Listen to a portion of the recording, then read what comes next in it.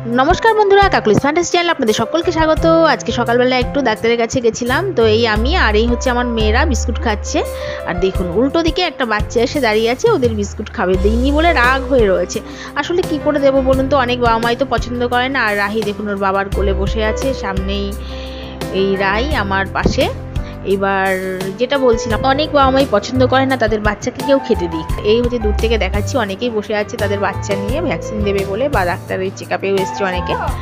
আর এই বাড়ি চলে এসেছি, ভ্যাকসিন দেওয়া হয়ে গেছে।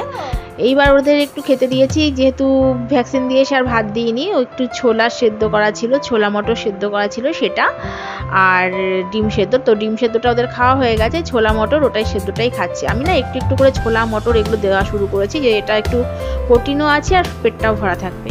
দুজনে মিলে তো আরামসে বসে খাচ্ছে চেয়ারের মধ্যে বসে। আর ভাবছি ভাতটা একটু রাতের দিকে দিয়ে দেবো, কারণ ভ্যাকসিন দেওয়ার পরে না শরীরটা একটু আনচান আনচান করে, প্রত্যেকটা বাচ্চা একটু মানে শরীরে একটা অস্থিরতা ব্যাপার থাকে, সেই কারণে। যাই হোক, ওরা এদিকে খেতে থাক আর আমিও আস্তে আস্তে খাবারগুলো বাড়তে থাকি। তো এই হচ্ছে দুপুরের খাবারের মেনু। এগুলো গতকাল করে রেখেছিলাম, কারণ আজকে সকালবেলা যেহেতু বেরিয়ে গেছিলাম সেই জন্য খাবারটা করা হয়নি। যাই হোক, এই খাবারের থালাটা রেডি করলাম, ওর বাবাকে দেবো। পাঁপড়টাও সেঁকে নিলাম একটু মাইক্রোতে। আর আমি ভাবছি যে এত কিছু খাবো না, একটু আলু সেদ্ধ দিয়ে ভাত খেয়ে নেবো। এইবার ওদের দেখি ওটা খেয়েও হয়নি, তো একটু ছাতু করে দিলাম, ছাতুটা ওরা খেতে থাক। সব থেকে বড় কথা হচ্ছে ওরা ছাতুটা এতটাই পছন্দ করে না, আমি দিনের মধ্যে 3-4 দিয়ে দিই, যার জন্য ওদের না মোটামুটি পেটে গ্যাস থাকলেও সমস্যা হয় না, কারণ ওদের পটিটা মোটামুটি ক্লিয়ার হয়ে যায়, এতে বাচ্চার শরীরটাও ভালো থাকে। এবার বিকালবেলা দেখুন, বিকেলে ওদের তো এখন পার্কটা মাস্ট হয়ে গেছে, সেখানে ওদের যাওয়া চাই। এবার শিউলিও এসছে দেখলাম, পার্কে ঘুরতে ঘুরতে চলে এসছে মনাদের জন্য।